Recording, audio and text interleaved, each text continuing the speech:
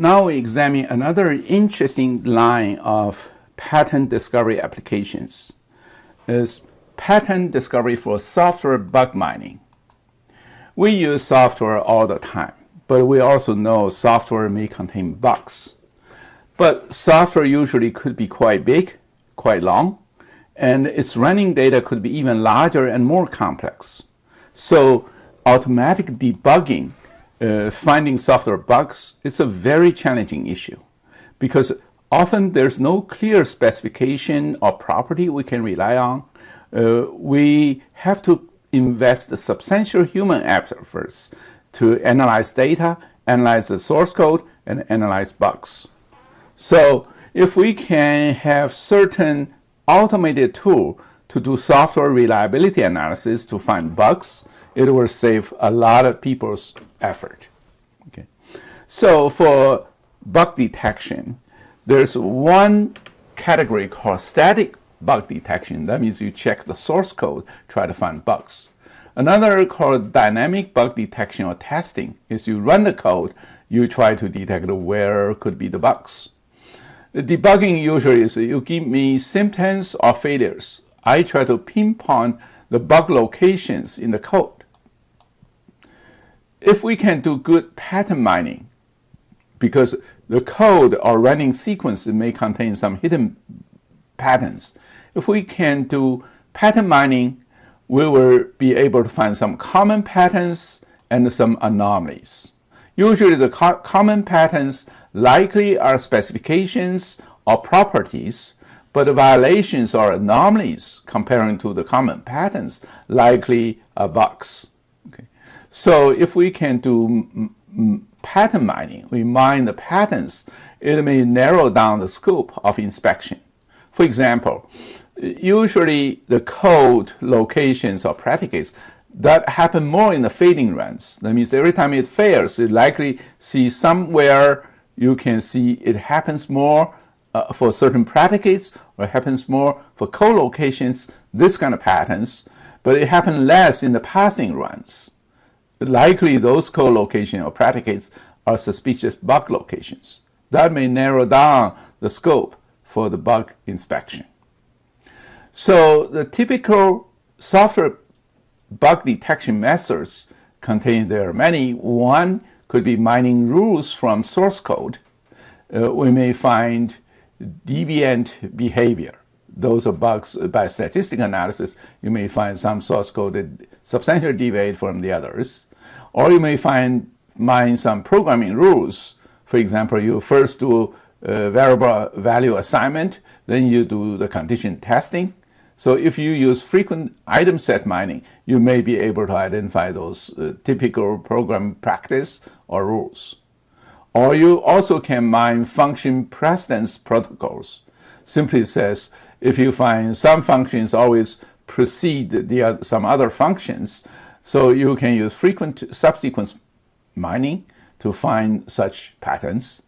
And also you may reveal neglected conditions. You based on different condition, whether it could be tested or will never touch, you use frequent item set or subgraph mining, you'll be able to find such patterns. Another interesting practice is mine rules from revision histories. You look at sequence of the program code revisions, you use frequent item set mining, you may find certain general practice or certain anomalies. Actually, we are going to focus on one interesting bug. We try to find a copy and paste bugs. So we try to mine copy-paste patterns from the source code. Then we try to find the copy-paste bugs. Okay. This one actually was one interesting piece of work published in 2004 called CP Miner by YY Zhou's group. And we are going to just show this. It's an interesting idea how to extend pattern mining to find copy and paste bugs.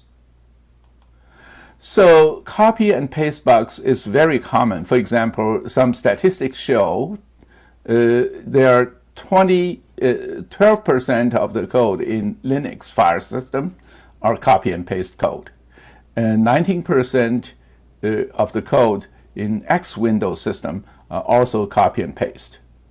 But a copy and paste may introduce errors. For example, the typical one called forget to change bugs. That means something like this code. Okay, if you see the first part, the upper part, the for loop, okay, this part and the down part, another for loop, these two actually, if you see many other things are just the same, but there's something changed. So you likely, this part, the second part, was copy and paste from the first part and then do some changes. But the problem is when you do global change, sometimes the programmer may forget to change something like here. Okay? That means all the total in the front change to taken, but the last total at the second occurrence in the statement forget to change to taken. So this is a very common practice because of carelessness of some programmer. Okay? But how can we find this kind of bug? Actually, this bug has really happened in Linux 2.6.6. Okay. Then we will see how to automatically find such bugs. The general sequence, the general way to solve this problem, we will be detailed later, is we may build a sequence database from the source code, mining such sequential patterns. Then we may find some mismatched ID names, then the bugs as well. Okay. This one was done by YY Zhou's group. That time she was at UIC. So that's it's very interesting study using pattern mining. So we first see how to build sequence database from source code. Okay. So the general philosophy is for each statement, we may match the statement into a number. But how we can match the number, for example, this two are 16, the other two are also 16, how we can find such similar sequences. Okay. So the methodology is we tokenize each component. Like, just give you an example, like old is assigned to 3, and the variable new is also assigned to 3. How we can, we basically, for different operators, constants, or keywords, we may map into different tokens, but for same type of IDs, we map to the same token. For example, old and new are both same type of ID. These are both old, new. We do not care they are different IDs. We just map them into the same token 5. But it's assigned to these two map to 61. Then the value like 3, we map into another value like another token like 20. Then these two statements, if we take the same sequence, we give them a hash value.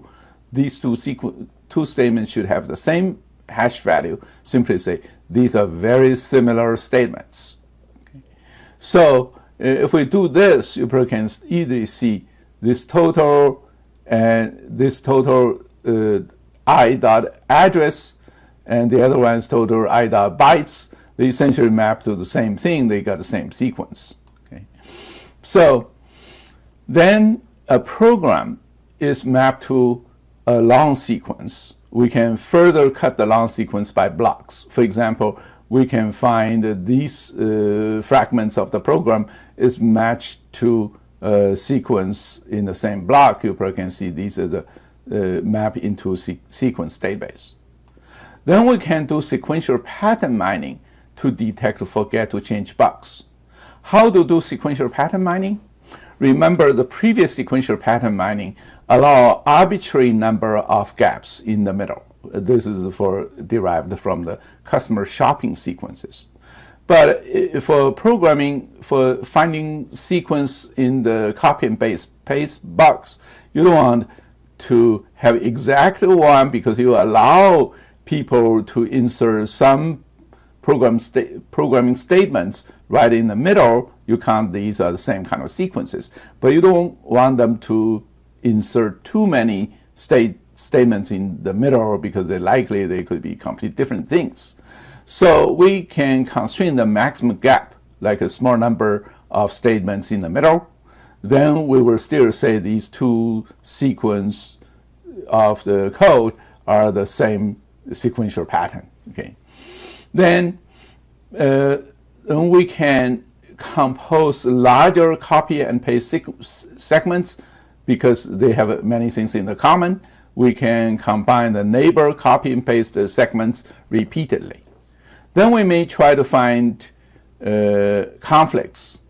Essentially, we try to identify those names that cannot be mapped to the corresponding ones. For example, if you see here, you may see the concrete identifier F mapped to F1, this F also mapped to F1, but the other one is F is mapped to F2, so there's a conflict. So we try to calculate the ratio. Suppose if we find 1 out of 4 total is unchanged, so the unchanged ratio is only 0.25. If you set up an unchanged ratio, if it's greater than 0, it means something did change, but unchanged ratio is less than a specified threshold, then we can say this likely could be a copy and paste bug. Okay. So this one actually was done by YY Zhou's group. They work out a CP miner. They mine the common source code like Linux, Apache, Postgres. So they actually get to find many copy and paste bugs out of millions of lines of code. And you can see this sequential pattern mining is very efficient. That means within a short time, you can browse through millions lines of code, finding such copy and paste bugs. And based on their human identification, these are the real bugs. So it's very interesting to see this pattern mining can help finding software bugs.